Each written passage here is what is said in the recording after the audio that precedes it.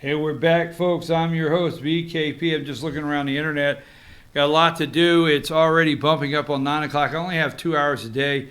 I want to throw this out here really quick. We have been putting a little pressure, if it's from us and you, like to know what Governor Kemp plans to do as far as our next senator. And my criteria is I don't want to hear we have to, how do I do this? Because I don't want to do it like Joe Biden. Remember Joe Biden last night? He said they were talking about the Me Too moment, and he was talking about, there's never a time. What did he say? There's never a good time to hit a woman, except for in self-defense if you got to put your dukes up. Biden said it, I didn't.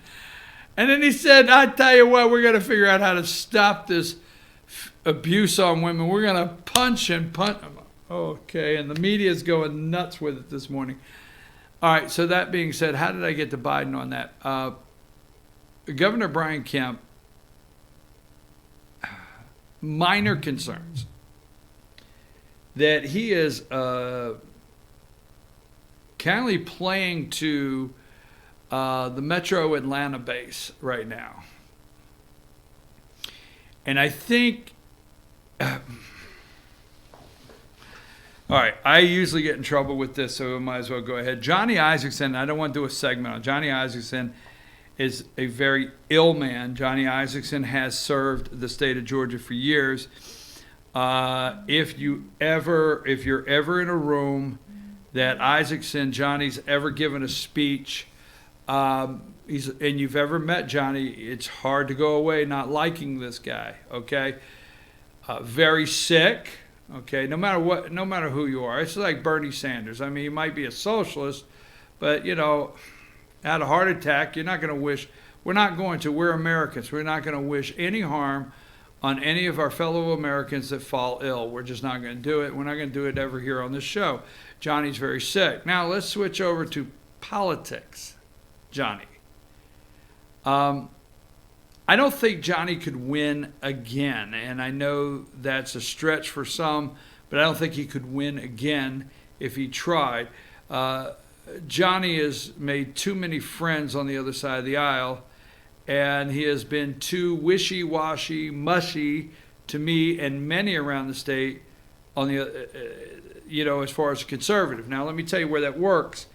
I told you I wasn't going to do a segment.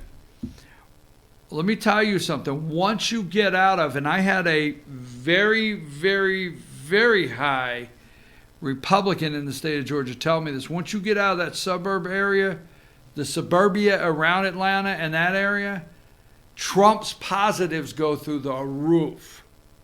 Supporters, okay?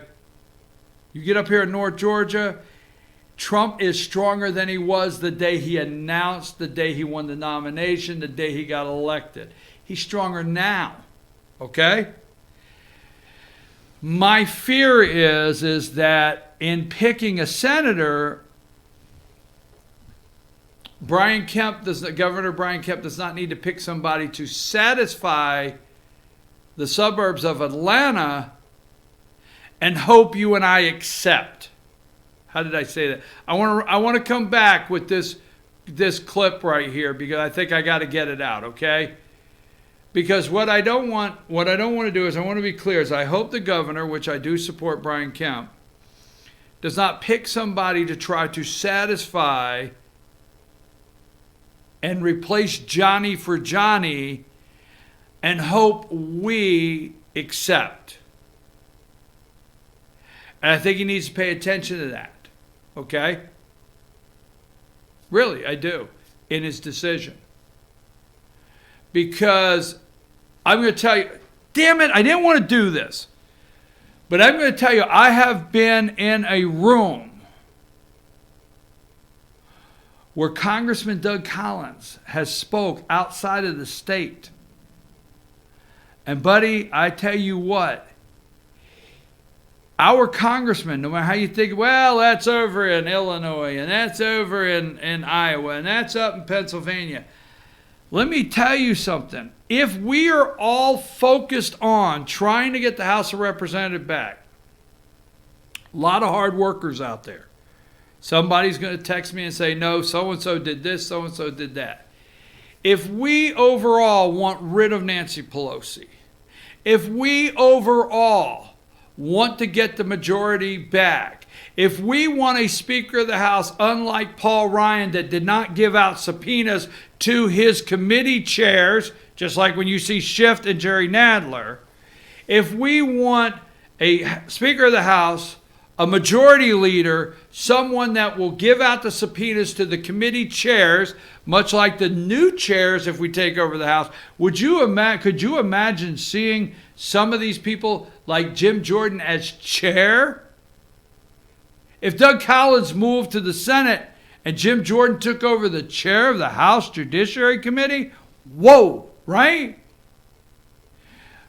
I'm going to throw out nobody has worked harder nationally, nobody that I know, to try to make all that happen, raise money for Republicans to win back their seat, raise money to flip seats all across this country, and try to get this country back on track. I know out there, damn it, I have sit right side by side with him and said, why the hell did you vote for that omnibus bill? I know the critics I have right now. I know each damn one of you. But let me tell you something. If you really, really, really dig in and you find out who's doing the legwork, who's walking the halls, who's getting in front of the TV cameras and supporting the President of the United States, and who might be in Iowa next week saying, hey, let's keep this congressman, that's Doug Collins, no matter how you slice it. All right? Well, I like Ratcliffe, and I do too. I play his clips. I love Jim. I do too. I play their clips. I listen to them. I'm on board with you. But if you want someone if you want to sit down and analyze someone in the state of Georgia that has went and done we're a red state, and has done every single thing they possibly can to pull back Nancy Pelosi and Jerry Nadler and these clowns and try to get these Republicans back in control and win the House, it's been our congressman in the 9th District, Doug Collins. I'm going to take a break and come back from that because I want to keep that as a clip. Well, wait, don't go to break yet. So all I'm saying, Mr. God, I need to say what I'm saying. All I'm saying, Mr. God, I'm not telling you got to pick Doug Collins. I'm not telling you that. I'm just saying this. Once you get out of suburban Atlanta, you better think about it because we adamantly do not want a mirror image of Johnny Isaksons. We just want him. We wish him well. B, we want a conservative. That might have went with A. C, we don't want you entertaining these multimillionaires and say, hey, business owners and this, that, and the other thing, so you can look good to suburban Atlanta voters that you think will pull you in for a second term. Now, don't get upset with me, Mr. Governor, but we don't want that. And last but not least, please appoint a senator to replace Isaksons ASAP. Now go to break.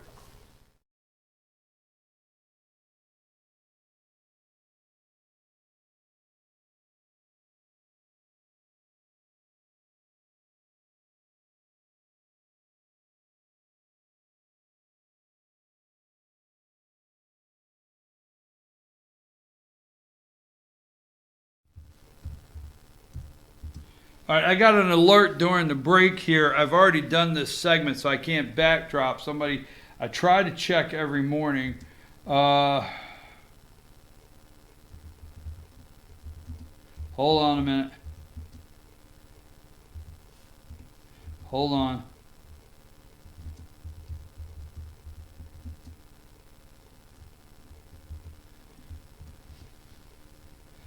All right, here it is. I got it. It was... All right, so with the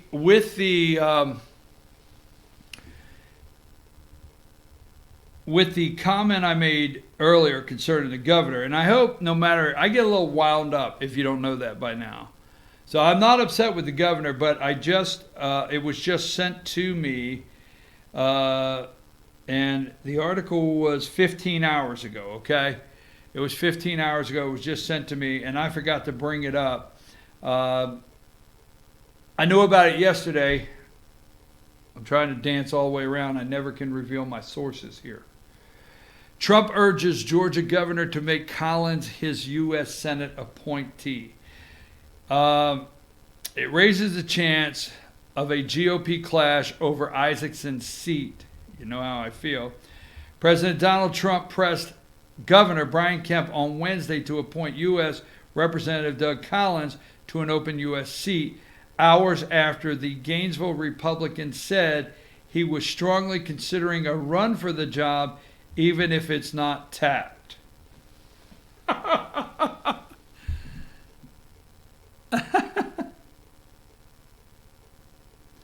I told you that yesterday. I got to find tape, right? Didn't I tell you?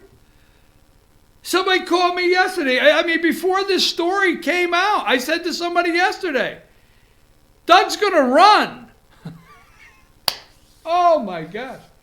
This is like, I love this kind of stuff. I mean, you would love it too if you were,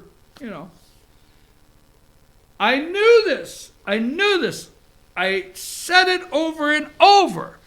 What will happen if Kemp, Governor Kemp, rolls the dice in Georgia? And, well, listen, the governor's been under a lot of pressure to appoint a woman. Georgia needs to step into the next century, Mr. Governor. We need to bring a woman in. No. You let the people of Georgia decide who they want to be their senator. All the women can run if they want. What you do is you appoint the best person for the job. And I don't want to get down that, rabbit trail. Well, there's 3 black candidates and there's 4 women that are qualified as qualified as this man over here. Why? Why do you think they had their Me Too moment last night in Atlanta? All right. So anyhow, let me just say, I got to get off this subject. I told you this would happen. I told you he would run for the seat, because what happens is whoever Governor Kemp picks, all right, has to turn right around and start running in what we call a jungle primary in Georgia. Now, every time, I should pull the guy's name up that was appointed to fill Jeff Sessions' position down there, senator. Every time Hudgens, was it Hudgens? Okay, look at the appointment of the governor. Okay, look at the appointment of the governor of Alabama when Jeff Sessions was tapped to be attorney general, and who she appointed, and then they had the jungle primary, and now they have a Democrat, Doug Jones. Well, that couldn't happen in Georgia, son. You just don't know Georgia well enough if you think that could happen. You have lost your damn mind. If you do not pick a candidate right now, and I'm not saying I'm 100% in favor of picking Doug Collins. I know this is getting away from me. I'm not 100% in favor of picking Doug Collins because I like my congressman. Now, I'm not endorsing. Okay, if he gets opposition, I will come to you as the voters and let you know that the congressman has opposition. But I like my congressman where he's at in the House of Representatives. So I'm not 100% on board. But if you're going for the person that can win and the strongest candidate, because what you can't make a mistake and do is appoint somebody that can't win the next election. And then we have a jungle primary, and we end up maybe with 2 Democrats that are the top vote getters in a runoff. Anything could happen. And the way this could come down, all right, Collins is considering running, even if he's not tapped. The call, described by 3 high-level GOP officials, was part of a dramatic increase in pressure from Collins' allies that raises the possibility of a bitter Republican clash over the race. It's the second time in 2 weeks that Trump directly appealed to Kemp to appoint Collins, who was long considered a top contender to fill Johnny's seat. Okay, Kelly Loeffler, submitted her applications hours before Monday's deadline. Apparently, scrambles Collins' calculations. Loeffler, a financial executive who co-owns Atlanta's WNBA franchise, is widely considered by GOP insiders to be Kemp's favorite for the coveted post. If Kemp goes that direction, there's some power struggles, political power struggles, that the fabric will be torn in a way that I don't know if we repair it.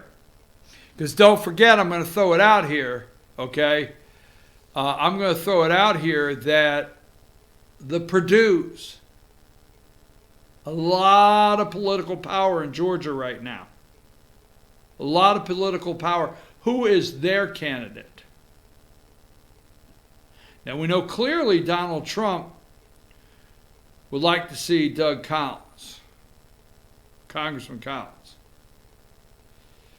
We see Brian Kemp as a Kelly Loeffler supporter. Maybe. Or likes her. Why would she put hers in right before the window closed? Why didn't she put her application in months ago, like Martha Zoller? Just saying. Why not? Right? Because just put it in, slide it in. The door's going in, slide your folder in there. Anyhow, let me get past that, get over with it. Donald Trump has asked nicely for Brian Kemp to pick Congressman Doug Collins. We'll see. Let's see what they say here. When Collins was pressed as the AJC, Greg Bluestein, when Collins was pressed by Atlanta Journal-Constitution earlier Wednesday about whether he was contemplating a bid for the office, regardless of whether he's selected, he confirmed his interest. I confirmed it for you. My God, I confirmed it for you right here on this show. I didn't even have to call the guy, and I knew that. I'm your host, BKP. I'm going to take another break so I can recap. I want to put this one I want to put this together with the first one, part 1 and part 2. But I'm going to tell you right now, Governor Brian Kemp, Donald Trump, the President of the United States, that is through the roof. Don't forget. His numbers, once you get out of suburbia, Atlanta is not against Donald Trump. Once you get out of that circle, Donald Trump's numbers, President of the United States, are through the roof in Georgia. Be a little careful there on your pick. I will tell you this. Governor Brian Kemp, you need the 9th District of Georgia to get reelected. Don't forget that. I'll take a break.